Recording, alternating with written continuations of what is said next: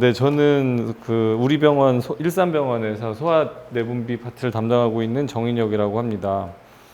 근데 제가 오늘 드릴 말씀은 그냥 어떻게 보면은 크게는 성장 관련한 거랑 그 다음에 성조숙 관련한 거 두 가지인데, 주로 말씀드리는 건 아마 성장 쪽이 될 거고, 성장에 영향을 주요 원인들, 미치는 요인들 중에 성조숙이랑 비만 그리고 유전, 이 세 가지가 가장 중요하거든요. 그래서 그 부분에 대해서 그냥 대략적으로 이런 게 있으면, 당장 커가고 있는 애들이 있으면 애들이랑 한번 연결해 생각해 보시면 의미 있지 않을까 하고요.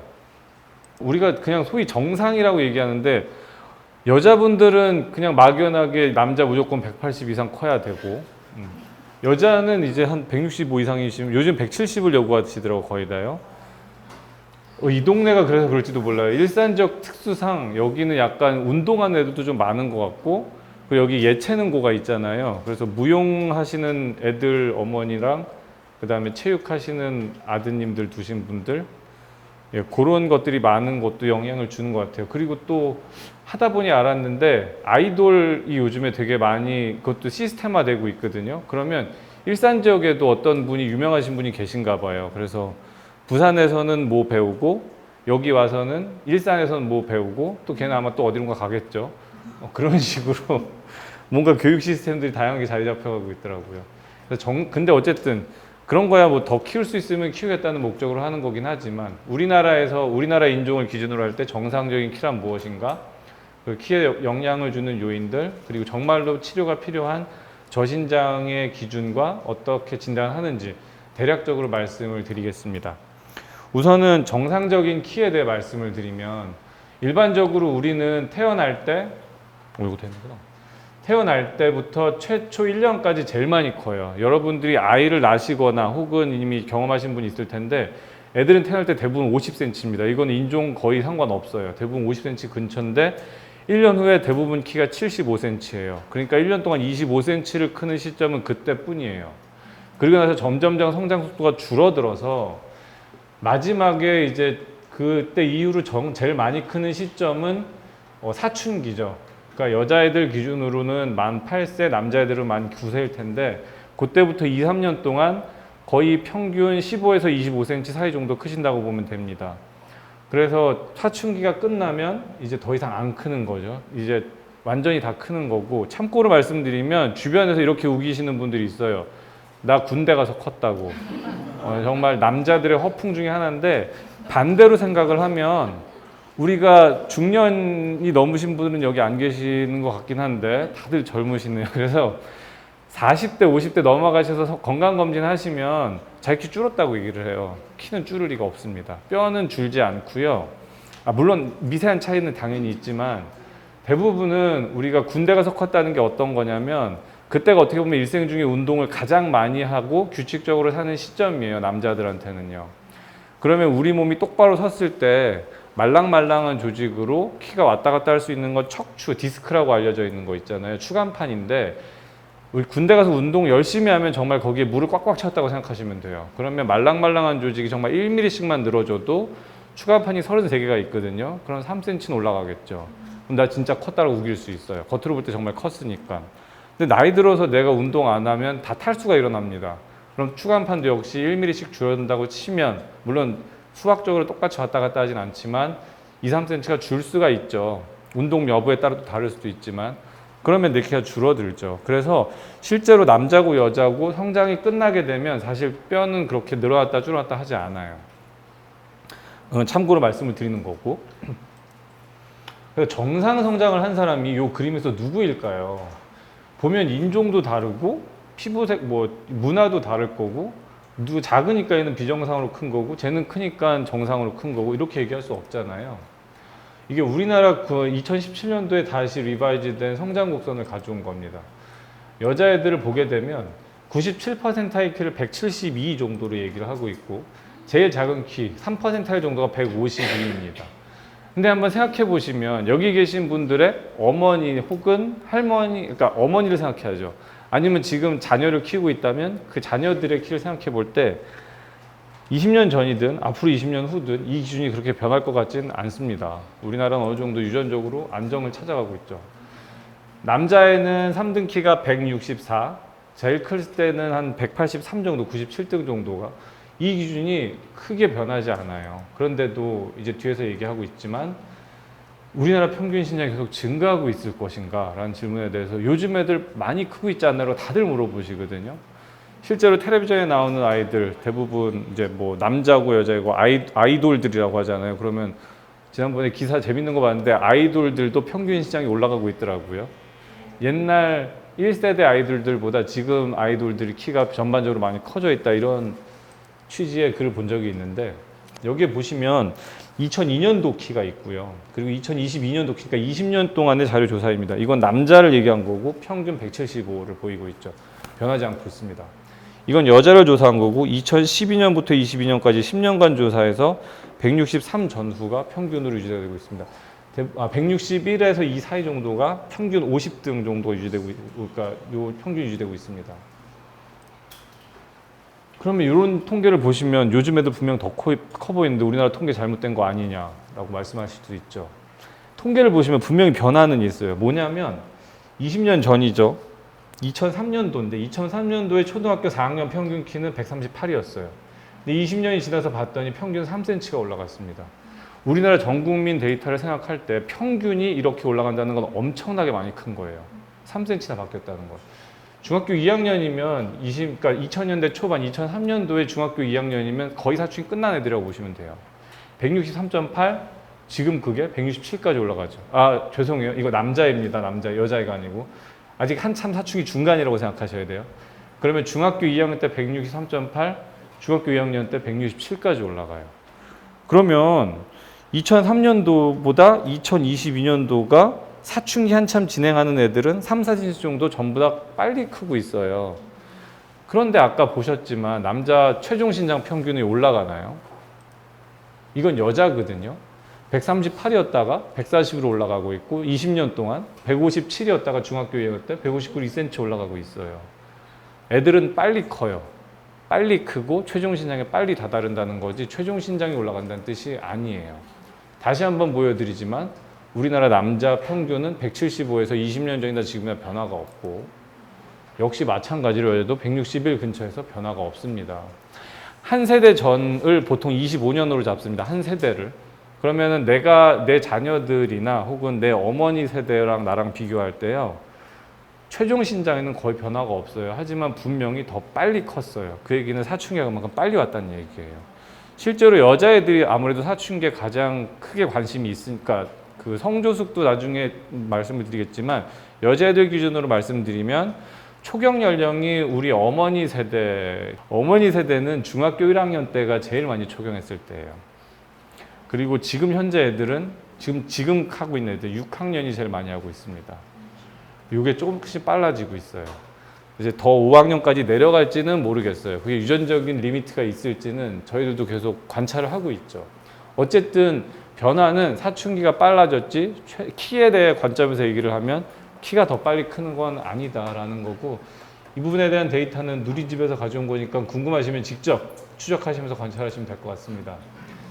그래서 정상적인 키라는 거는요 생각보다 정상의 범위 상당히 넓어요. 아까 보여드린 3등부터 97등 사이가 다 정상이에요. 그럼 여자분들은 153부터 그 위는 무조건 다 정상이라고 하실 테니까 153 이상이면 정상, 남자분들 같은 경우에는 165, 164 이상이면 우리나라 인종에서는 정상이고요. 이거는 지난 20년간 데이터를 봐도 그게 크게 흔들릴 것 같지는 않아요.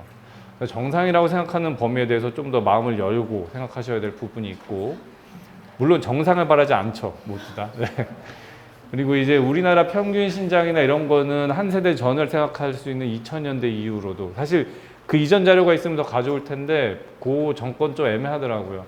근데 큰 변화 없었습니다. 그리고 전체적으로 보면은 빨리 크고 빨리 완성이 됩니다.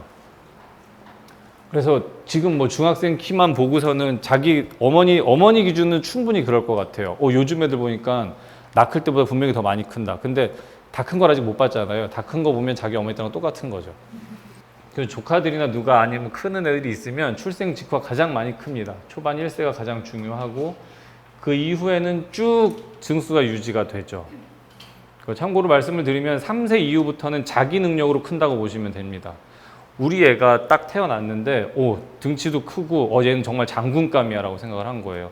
근데 키를 점점 재보면서 이제 아이를 키워봤더니 3살 정도가 되고 나니까 아이가 처음엔 한 97등이었다고 가정을 하면 나중에 3세등 됐을 때 한 50등 정도의 키로 떨어진 겁니다. 그럼 뭔가 문제가 있는 거 아니냐 이렇게 걱정하시는 부분들이 있는데 엄마 뱃속에 자궁의 영양을 보통 한 3년까지 가져간다고 보시면 돼요. 엄마의 영양 상태가 매우 좋았고 건강 상태가 좋고 모유가 아주 좋은 건강한 모유였다고 하면 초반에 태어날 때는 그 부스팅을 받아서 좀 더 컸지만 3살까지는 그런 영양들이 점점점 사라지다가 3세부터는 정말 이 아이가 가지고 있는 유전적인 성장을 하기 시작하는 거예요. 내가 원래 엄마 아빠한테 받은 유전의 그 능력으로. 그래서 그게 쭉 크면서 사춘기 전까지는 그렇게 크다가 이제 그게 얼마나 최종 신장에서 점프를 할 것인가는 사춘기 급성장에 달려 있죠. 그렇게 해서 사람의 그 한 인간의 키에 대한 부분은 완성이 된다라고 이해하시면 될 것 같습니다. 그러면 그런 과정들을 쭉 정상적으로 경험을 한 애들이 대부분인데 어떤 부분들이 키에 영향을 줄까요?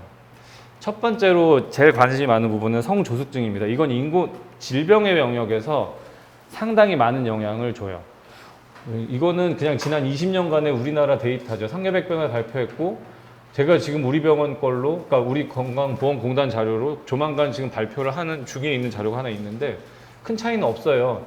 근데 이제 보면 이렇게 증가하고 있다는 걸 보여드리고 싶어서 가져온 거예요. 정말 그러니까 여자애들 같은 경우에는 한 10배 올랐고요.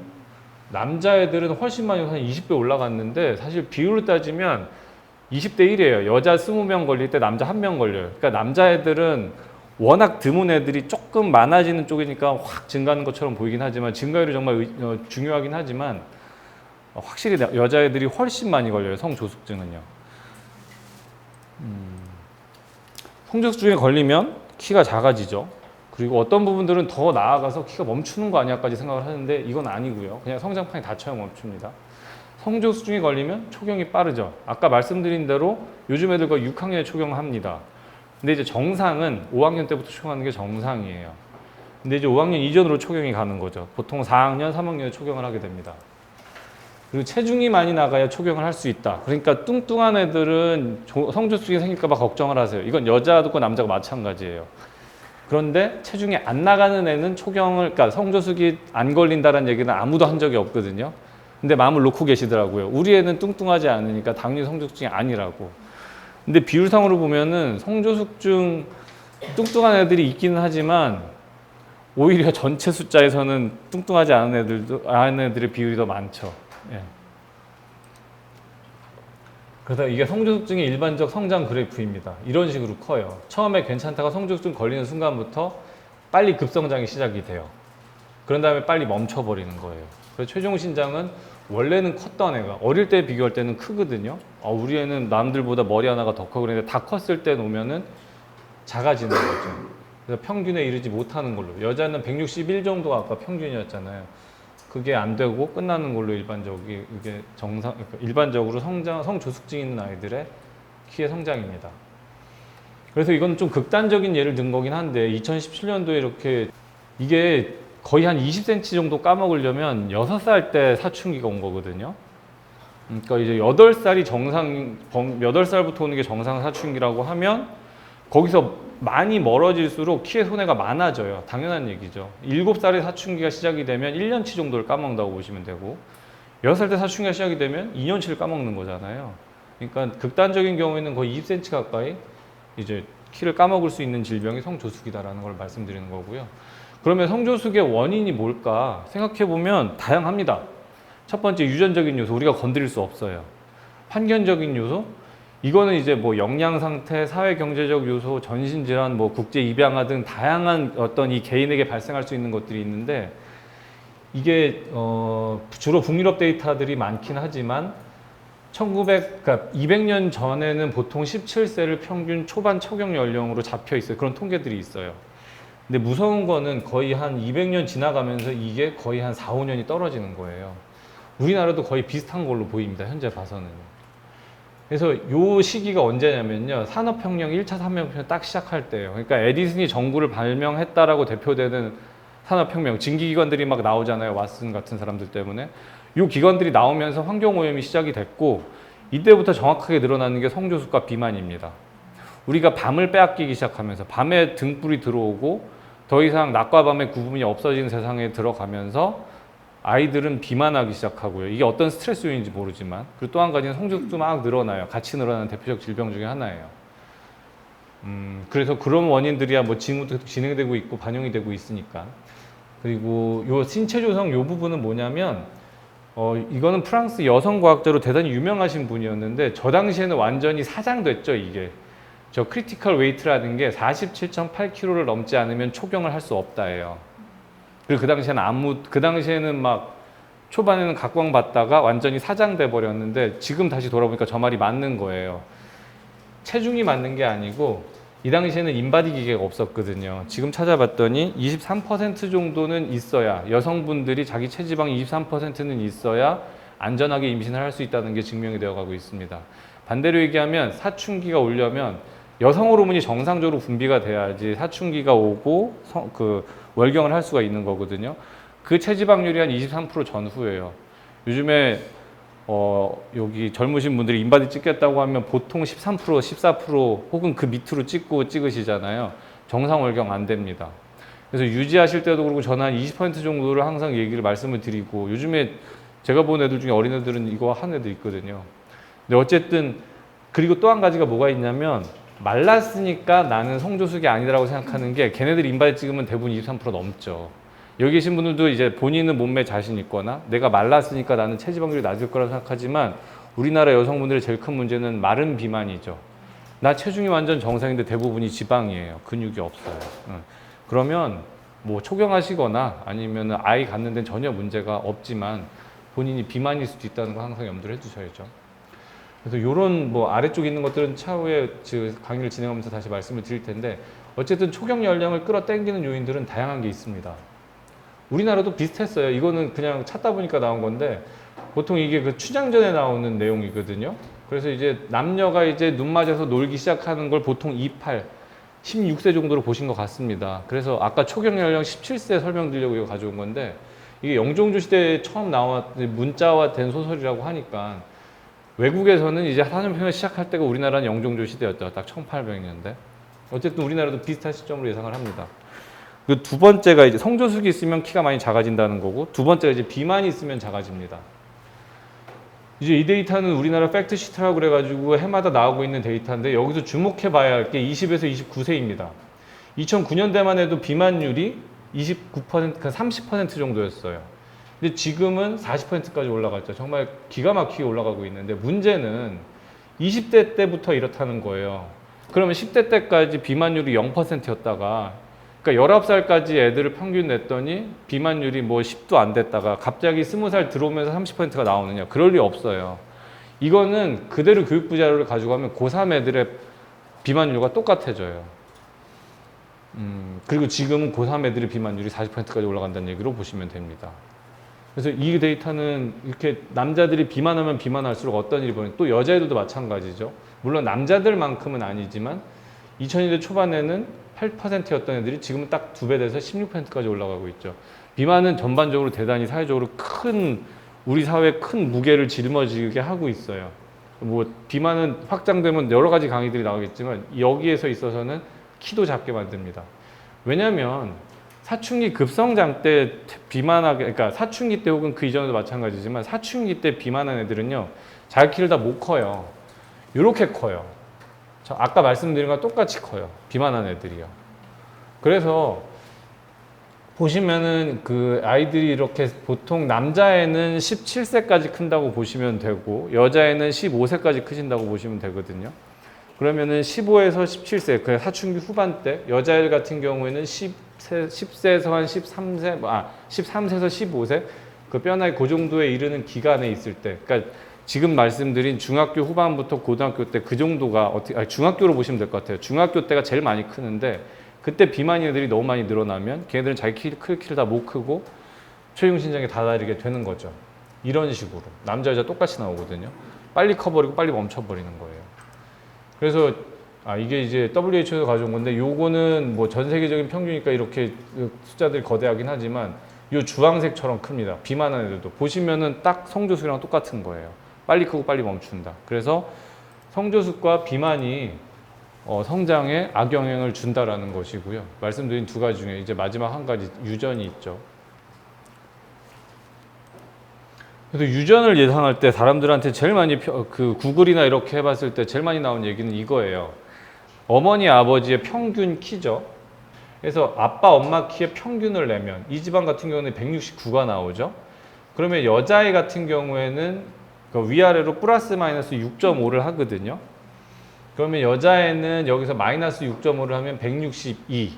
그 남자애 같은 경우에 여기서 플러스 6.5를 하면 175. 아이는 유전적으로 175 정도를 물려받은 거고 여자아이는 162 정도를 물려받은 거예요. 그러면 이 가정은 엄마 아빠를 50%딱 사내 아이고 여자아이고 반반 닮았으면 이렇게 클 수 있다는 건데 실제로 보시면 어떤 애도 엄마 아빠를 정확하게 반반 닮은 애는 존재하지 않습니다. 평균을 따라가는 사람이 존재하지 않듯이 실제로 엄마 아빠 유전자를 반반 닮은 애는 존재하지 않아요. 그리고 거기에 더해서 이제 환경적 요인들도 있죠. 그럼 이게 얘네들 키가 어떻게까지 확장되냐면 남자애들은 위아래로 8cm를 더했다 빼시면 됩니다. 그러면 남자애는 183까지 커도 엄마 아빠 유전 때문에 큰 거고 8cm 떨어져서 168까지 커도 이 경우에 딱 대놓고 얘기하면 엄마를 많이 닮은 거예요. 그러면 168까지 커도 정상이에요. 그러면 나는 아빠 입장에서 나는 키가 178인데 우리 자식 남자애 키워봤더니 168까지 컸다. 이게 엄마 아빠 사이에서 누군가를 비난하려는 건 아니지만 누군가의 유전자를 극단적으로 닮으면 그런 상황도 있다는 거고 그것도 역시 정상이라는 걸 말씀드리려고 하는 거고요. 여자애들도 저기서 마찬가지로 7.5 정도를 더 왔다 뺄 수 있습니다. 역시 8cm라고 보시면은 엄마 160인데 여자애 170까지 커도 정상이에요. 아빠를 많이 닮으면 이 경우에는. 그리고 또 여자 물론 155까지 커도 정상이겠죠. 이 경우에도요. 그래서 유전적인 범위라는 건 생각보다 넓기 때문에 대부분의 아이들은 엄마 아빠가 몇 cm든 간에 크던 작던 우리 집은 다 작은데 옆집 그 집 보니까 되게 크던데 그것도 유전적으로 정상이고 엄마 아빠 다 큰데도 되게 작게 나오는데 그것도 정상일 가능성이 매우 높죠. 유전이 정말 중요합니다. 그리고 이제 주변에 돌아다니는 얘기 중에 한 가지가 유전의 영향은 20%밖에 안 되니까 노력하면 커라고 얘기하잖아요. 이게 되게 유명한 논문 중에 하나인데 이게 유명해진 이유는 1970년대 일본의 학자시거든요. 이분 의사는 아니시고 체육학자세요. 가와다 아이오시 저분이 쓴 유명한 저널에 나온 건데요. 이 당시에 전 세계적으로 아무도 키에 관심이 없었어요. 이분만 유일하게 이 저널을 내서 유명해졌죠. 그래서 임팩트가 컸습니다. 그래서 지금도 이 얘기를 하는 거예요. 근데 반대로 현재는 거의 한 90%까지 얘기하시는 분도 있고 이제 요 밑으로는 다양한 퍼센트가 있지만 저는 여기 설명할 때 보통 80%로 말씀을 드립니다. 80% 정도는 유전입니다. 왜 그러냐면 주변에 한번 생각해 보세요. 왜 남편분들은 여성분보다 키가 커야 하죠? 어쨌든 내가 아들과 딸을 낳았어요. 그러면은 남자애들은 더 많이 먹이실 거예요. 운동도 더 많이 시키시고. 왜냐면은 여자애들보다 키가 커야 되니까. 아니잖아요. 여자애들 똑같이 낳아도 남자랑 똑같이 먹이실 거고 교육도 똑같이 시키실 거고 좋은 거 있으면 남겨뒀다가 남자애만 주시나요? 안 그럴 거 아니에요. 근데 왜 여자애들의 키가 자연스럽게 아까 우리나라 평균 보신 것처럼 160에서 형성이 되고 남자는 175에서 형성이 될까요? 똑같이 줬는데. 그리고 영양 상태가 좋아지면 우리나라도 지금 북유럽 네덜란드 남성 평균 신장 184입니다. 거기 가면 2m가 수두룩합니다. 정말로 190대가 수두룩해요. 그냥 지하철 타면은 그냥 문에 닿는 사람들 한둘이 아니죠. 그냥 대부분이 그렇죠. 그거 못 닿는 게 이상하죠. 이제 이렇게 될까요, 우리나라가? 이제 이거는 그 규모가 크니까 가져온 거긴 한데 중국 논문이거든요. 여기 보시면 1.0에 가까울수록 일치한다는 뜻이에요. 뭐 다른 건 안 보셔도 되고 키를 보시면은 모노자이고트 트윈, 그러니까 일란성 쌍둥이 같은 경우에는 지역이 막 멀어지거나 예를 들어서 한 명은 입양을 보내고 한 명은 뭐 어릴 때 어떤 뭐 사춘기나 뭐 다른 것 때문에 그러니까 아빠 엄마의 이혼 문제 때문에 이렇게 떨어져 버린다든지 하는 문제가 있을 수 있잖아요. 그런 애들 갖다가 쭉 추적해서 모아봤더니 일란성 쌍둥이는 어떤 상황에서도 거의 1.0 비슷해요. 키뿐만이 아니죠. 체형도 비슷해요. 심지어 이게 문화가 달라져도. 그래서 유전의 영향이 키에 상당히 강력하게 영향을 준다라는 논문들은 이거 말고도 많습니다. 이건 그래도 제일 최근에 온 2003년도에 그래도 전 세계 8개 대륙을 모아가지고 한 거고, 그래서 봤는데 일치율을 보면은 그러니까 유전이 키에 주는 영향력을 보면은 쌍둥이 연구를 봤더니 한 80%뭐 이 정도 나온다라고 얘기를 하고 있는 거고요. 그래서 앞에 말씀드린 세 가지를 요약을 해드리면 키를 결정하는 데 있어서 제일 중요한 건 질병 쪽에서는 비만과 성조숙이에요. 특히 여자한테는 성조숙이 커요.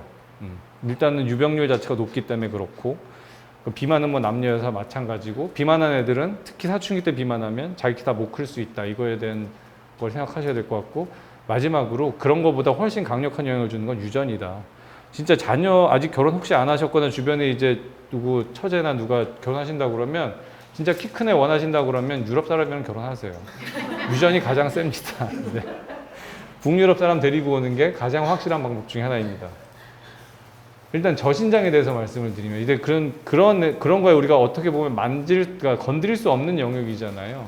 그럼 어떻게든지 간에 우리는 우리나라에 태어났고 우리나라 문화하에서 가장 좋은 성적을 내고 제일 좋게 잘 키워가려면 어쨌든 정상적으로 키우는 것도 중요하지만 질병이 있을 때 놓치지 않는 것도 너무나 중요하죠. 저신장 쪽을 말씀을 드리려고 하는데요. 보면은 이제 3등 미친 애를 갖다가 저신장이라고 진단을 합니다. 저신장의 원인은 첫 번째는 가족성 저신장입니다. 어머니 아버지가 작으시면 아무래도 자녀 작을 수밖에 없는 게 이건 유전적인 필연입니다. 두 번째는 이제 성장 호르몬 결핍증이라고 있습니다. 뇌하수체라고 뇌 한가운데 있는 기관이고 우리 몸의 대부분의 호르몬을 여기서 다 뿜어낸다고 보시면 됩니다. 그 중에 한 가지가 성장 호르몬이고요. 이게 안 나오면 당연히 안 큽니다. 또 한 가지 이제 부당경량화. 태어날 때 작게 태어난 아이들은 사춘기 때 많이 못 크고 성장판이 빨리 닫혀버리는 특징이 있습니다. 그래서 걔네들은 부당경량화라는 게 뭐냐면 태어날 때 출생주수가 3등이 안 되는 거예요. 예를 들어서 40주에 태어났는데 남자아이가 2.8kg가 안 된다. 그러면 부당경량화로 태어난 거예요. 이런 애들은 만 4세까지 우리나라가 관찰을 해요. 대부분은 따라잡기 성장을 하거든요. 4살 때 키가 아까 그 그래프에서 3등이 계속 안 된 채로 크게 되면 그런 애들은 성장 호르몬 치료가 필요합니다. 그 다음에 그 외에 나머지는 이제 증후군들이, 그러니까 유전적인 질환들이 있어요. 이거 말고 더 있긴 하지만, 그 유명한 거는 뭐 터너 증후군, 프레더빌리 증후군, 이런 애들이, 잘 못 크죠, 이제. 저신장의 평가는 우선 엄마 아빠 키가 중요해요. 그래서 가족의 신장을 보게 될 거고, 그리고 혈액 검사를 봐서 영양 상태가 안 좋아서 안 큰 애들이 있거든요. 대표적인 애들이요. 키는 한 영유아 검진 하시거나 아니면 키등수 내시면 한 20, 30등 돼요. 근데 정말 엄청나게 말랐죠. 그래서 이렇게 뭐 체중 등수 하면은 키는 30등인데 체중은 2등, 1등 이런 애들이 있거든요. 정말 마른 애들. 근데 그런 애들 진료하면서 쭉 관찰하잖아요. 정말 제가 여기서 한번 겁주든지 뭐 해가지고 얘가 먹기 시작하면 정말 많이 커서 와요. 정말 키 큰데 제일 중요한 건 영양만큼 좋은 게 없어요. 잘 먹으면 잘 큽니다. 물론 아까 반대로 비만 쪽으로 넘어가면 그게 역효과가 나기도 하지만 적절한 영향을 주면 당연히 많이 큽니다. 그 다음에 이제 실제로 얼마나 크는지를 평가하는 제일 효과적 방법 중에 하나는 성장판을 찍어보는 거죠. 그래서 성장판이라는 게 대단한 건 아니고 성인들은 이게 다 붙어 있어요, 뼈가. 이게 성장판이라는 건 머리부터 발끝까지 다 열려 있어요. 대표적인 성장판이 우리가 얘기하는 대천문 숨구멍이에요. 애들이 대두증이라고, 애들 보면 다들 너무 머리가 크지 않나요? 너무 귀여운데 머리가 커. 다 3등신, 4등신이야. 이렇게 나와보면. 그만큼 성인에 비해서는 머리가 큰 거잖아요. 왜냐면 제일 먼저 다치는 성장판이 머리에 있는 숨구멍이에요. 그래서 8개월 넘어가고 돌 넘어가는 애들한테 숨구멍이 거의 안 열려 있죠. 아니면 많이 닫혀져 있죠. 좁아져 있잖아요. 그 얘기는 1살 때 혹은 2살, 1살에서 2살 넘어갈 때쯤 머리 사이즈가요. 성인 사이즈예요, 걔는요. 거의 90% 가까이 큰 거예요. 그러니까 우리 애 너무 머리가 크니까 무슨 일 있는 거 아니야 걱정하지 말고 머리만 그 정도고 이제부터 몸이 길어질 거예요. 몸이 얼마나 길어지냐에 따라서 얘가 9등신이 되냐 8등신이 되냐 결정이 되겠죠. 그러니까 애들이 3등신이거나 실제로 태어날 때 엄마 뱃속에서 2등신이거든요. 그러니까 애가 얼굴이랑 몸통이 똑같잖아요. 그러니까 얼굴이 제일 먼저 성장판이 닫힙니다. 그리고 나머지는 머리부터 발끝까지 성장판이 닫혀 내려가요. 그래서 거기 끝에, 그 뼈 끝에 있는 게 성장판이라는 걸 보시면 되고. 그래서 보시면 이게 어린이 한참 성장판 열려있는 애예요. 얘는 대충 보면은 한 여자일 것 같고 8살 반 정도 된 성장판이긴 한데 이런 데가 열려 있잖아요. 이게 다 성장판이고 이게 다 뼈가 길어지는 그 포인트라고 보시면 되고, 이런 것들이 어떤 모양을 가지느냐에 따라서 이제 뼈 나이를 보게 됩니다. 이건 그러니까 다 큰 애예요. 이제 거의 한 여자애는 성별 구분 안 가는데 그냥 한 여자애라고 하면은 한 14살 6개월 정도 된 성장판입니다. 여기만 열려 있는 거고요. 다 닫혀 있어요. 여기는 틈이 없죠. 더 이상 성장할 데가 없으면 더 이상 안 큽니다. 그때부터는. 네, 그래서 이런 애들이, 그러니까 키가 작은데 이러한 검사들 해가지고 어떻게 치료를 하느냐. 그러면 지금은 성장 호르몬을 씁니다. 그래서 키를 키우는 거고요. 방법은 뭐 매일 맞든지 아니면 일주일에 한 번 맞든지 하는 방법들이 있고, 부작용은 대개는 이제 부작용 걱정을 많이 하시는데, 성장 호르몬 맞았을 때 부작용은 키가 많이 크면 부작용이 세게 나타납니다. 부작용이 없는 약은 약효가 없는 약이라고 봐도 무방해요. 모든 약들은 약효가 그만큼 강하다? 그러면 작용이 있으면 반작용도 그만큼 세다라는 게 상식적인 거고, 그거는 모든 약에서도 마찬가지예요. 성장 호르몬은 정말 강력한 약이에요. 얘는 주는데 안 클 수 없어요. 솔직히 누구든지 마찬가지예요. 질병이 있든 없든 성장판이 열려있는 상황이라면 성장을 주는데 안 클 수는 없습니다. 무조건 큰다고 보시면 되고, 근데 어느 정도 크냐의 차이는 있을 수 있죠. 근데 부작용들은 대개 성장이 너무 강력하게 나타나면 그때부터 부작용이 나타나요. 대표적인 게 이제 탈골이죠. 그러니까 너무 빨리 크면 허벅지에 있는 고관절이 탈구가 될 수 있습니다. 너무 많이 크니까 그런 거예요. 그럼 용량 줄여야죠. 해결 가능해요. 그리고 나머지는 이제 성장판이 닫혔는데, 또 한 가지는 이제 여자애 같은 경우에는 키는 너무 잘 크는데 발도 많이 크죠. 왜냐면 발바닥, 손바닥에도 성장판이 있거든요. 우리가 키를 크면은 뭐 1년에 10cm 크니까 너무 기분은 좋은데, 여자애가 손이 너무 커서 농구공 한 손에 잡는다. 난 성장판 끊겠다. 그런 사람 있으세요? 그리고 우리 애가 이번에 키 6개월 만에 7cm를 커서 왔는데, 애가 발 사이즈가 벌써 240이라고. 자기는 성장판, 성호르몬 못 맞추겠다고 끊으신 분이 있어요. 그러니까 성장판이라는 건 온몸에 다 있잖아요. 성장 호르몬은 그 성장판에 다 작용하는 거거든요. 어느 한 부분만 크게 하는 게 아니에요. 내가 150일 때 가지고 있는 심장 사이즈랑 180일 때 가지고 있는 심장 사이즈는 달라요. 150이 가지고 있는 폐 사이즈가 숨 쉴 수 있는 폐 용적과 180이 가지고 있는 또 달라요. 이걸 누가 크게 했느냐? 역시 성장 호르몬이 한 거예요. 그러면 키가 크면서 심장도 크게 하고 폐도 크게 할 텐데 어떤 특정 부위만 안 크게 할 수 있느냐? 그럴 수가 없어요. 그래서 성장이 강력하게 나타나면 역시 저도 진료 보는 입장에서 부작용이 세게 올 수 있으니까 자꾸 체크하고 물어보고 더 자주 보죠. 아니면 용량을 조금씩 줄여가야죠. 조절을 하고 안전하게 모니터링 하는 한 여러 가지 부작용 걱정하실 이유는 없는 약이라고 아시는 게 맞아요. 그리고 이제 주사를 맞았을 때 오는 이런 뭐 발적이라든지 간지럼 이런 거는 사실 예상하기 힘들어요. 그거는 주사를 바꿔가면서 봐야 되는 거고, 이런 마이너한 부작용들에 대해서는 크게 걱정 안 하셔도 될 것 같습니다. 효과는 성장하는 거예요. 그리고 신체 장기도 같이 성장을 하고, 이 밑에 있는 두 가지 때문에 요즘에 안티에이징이 정말 많이 불법적으로 사용되고 있는데, 성장 호르몬을 맞으면 근육이 생깁니다. 대부분의 이제 흔히 얘기하는, 여기 계시는 분들이 이제 PT나 이런 데 관심 있으시면 헬스장에 계신 분들 있죠. 그 부분들이 제일 많이 쓰는 그 약물 중독하면서 이렇게 쓰시는 그 하잖아요. 운동하시잖아요. 성장 호르몬 정말 많이 쓰시죠. 효과가 이것 때문입니다. 근육이 생기고 지방이 빠져요. 지방을 분해시켜요. 그래서 그렇습니다. 그리고 이 효과 때문에 안티에이징 쪽에서도 많이 쓰시죠. 그래서 결론적으로 말씀을 드리면, 여기가 거의 마지막 슬라이드 근처로 가고 있는데, 바른 성장을 하는 데는 한 번에 크는 방법은 없어요. 여자애들은 15년 동안의 노력의 결과고 남자애들은 17년의 노력의 결과예요. 저한테는 이제 여자애들 같은 경우에는 15년 동안 크는데 14년쯤 와서 한 10cm 이상 크게 해달라. 그런 사기를 칠 수 있는 방법은 저한테는 없어요. 이건 꾸준한 노력의 결과예요. 그래서 저도 이제 성장호르몬 같은 걸 쓰는 시점을 그래도 10세 이전에 어느 정도는 의사한테도 시간을 줘야지 내가 이걸 어느 정도는 키워놓을 수 있는 예상 말씀을 드릴 수 있기 때문에, 보통은 초등학교 저학년 때 그래도 3학년, 4학년 이전에는 성장에 대해서 한번 상담해 보는 게 어떨까. 만약에 관심이 있다면, 아니면 아이가 정말 작다면 그런 고민은 한번 그 정도 나이 때 하는 걸 권고를 드리고요. 그리고 바른 생활 습관이 가장 키 크는데 좋은 방법이고, 특별히 말씀을 드리면 수면이 가장 중요합니다. 수면 중에 가장 중요한 건 일어나는 시간입니다. 그러니까 수면이 규칙적인 아이들이 정말 성장에 정말 많은 변화를 보이는 걸 실제로도 보고 있고, 제가 여기에서 진료를 보면서도 첫 번째 얘기하는 게 키 크려면 운동해야지, 잘 먹어야지가 아니에요. 잘 자라고 얘기해요. 너 밤에 무조건 자. 밤에 자기 전에 인터넷 끊어. 이게 제일 먼저 하는 얘기예요. 일어나는 시간이 가장 중요하고요. 예를 들어서 내가 7시에 일어나겠다 그러면 수면 시간이, 자는 시간이 정해지죠. 규칙적인 시간은 그렇게 시작이 되는 거거든요. 일어나는 시간을 정해놓고 그때부터 하루의 일과가 시작이 되는 거예요. 7시에 일어나겠다 그러면 내가 뭐 10시나 11시는 자는 시간이 결정되잖아요. 그럼 매일 그 시간을 일정하게 자게 되겠죠. 일어나는 시간이 결정이 되면 그때부터 일정 시간을 두고 아침 먹는 시간이 결정이 됩니다. 아침을 먹었으면 그때부터 일정한 시간을 두고 점심, 저녁이 결정이 되는 게 우리가 얘기하는 규칙적 생활의 정의예요. 그리고 이거의 시작은 일어나는 시간이에요. 그래서 애들한테는 일어나는 시간을 무조건 정해놓고 그걸 지키려고 노력을 해라. 그 시간이 정해져야 사실은 정상적으로 먹거든요.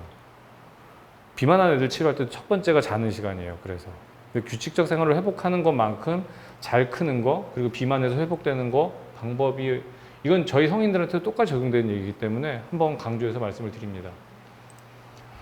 그래서 애들은 뭐 요런 거 얘기하면서 뭐 하루에 뭐 8시간 이상 푹 자기, 하루에 30분 이상 운동하기, 뭐 스마트폰 줄이기, 햇빛 보기. 햇빛 보기가 너무 중요해요, 정말. 햇빛, 그냥 우울증이 있거나 뭐 하여튼 뭔가 일상에서 풀리지 않는다 그러면 햇빛만 하루에 30분씩 봐도 많은 게 달라지기 시작합니다. 이거는 연구 데이터가 너무나 많습니다. 그 다음에 건강한 식단, 하루 3끼 먹기, 이런 거를 얘기를 하면서 애들한테 꼬시고요. 그리고 한 가지 참고로 말씀드리면, 운동량에 대해서 이제 애들을 키우다 보면은 걱정하시는 분들이 많은데, 기본적으로 미국에 있는 WHO 홈페이지도 그렇고, 영국 왕실 홈페이지나 유럽 EU 연합 홈페이지를 들어가 봐도 그렇고, 우리 애가 매일 적절한, 그러니까 성장기에 있는 애들이죠. 적절한 운동량은 하루 1시간입니다. 매일 1시간이에요. 그리고 1시간 동안 하면서 적절한 운동 수준은 중등도 이상의 운동이에요. 예를 들어서 여기에 뭐 철수가 있는데 1시간 운동 시킨 다음에 철수야 노래 불러봐 그랬더니 동해? 엄마 못 부르겠어요. 이게 중등도예요. 저는 리얼했나 보네. 그러면 고강도 운동은 뭐냐면 1시간 운동 시킨 다음에 철수야 노래 불러봐 얘기하기 전에 철수야 아무리 불러도 대답을 못 해요. 왜? 얘 지금 숨 쉬고 있기 바쁘거든요. 이러고 있으니까 이게 고강도거든요. 근데 우리나라는 중등도도 가지 않은 상태에 1시간 운동을 시키고 키 크길 바래요. 택도 없는 얘기입니다. 우리 애가 어떤 운동을 해도 상관없어요. 심지어 헬스에도 괜찮습니다. 한동안 1시간 운동 시킨 다음에 야 노래 불러, 아니면 노래 부르기 뻘쭘하면 휘파람 불러. 안 나오면은 중등도 운동 1시간 했네. 이게 기본적 운동량이라고 생각하시면 됩니다. 애들 키우기 힘들어요. 현재 사회에는요, 뭔가가 여기서 얘기하는 거랑 다 지키기 힘든 것 뿐이에요. 근데 어쨌든 기본을 알고 있으면 주변에다가 어떻게 하는 게 바르게 크는 거고 어떻게 하는 게 정상적으로 하는 거야 얘기는 해줄 수 있잖아요. 경청해 주셔서 감사합니다. 네.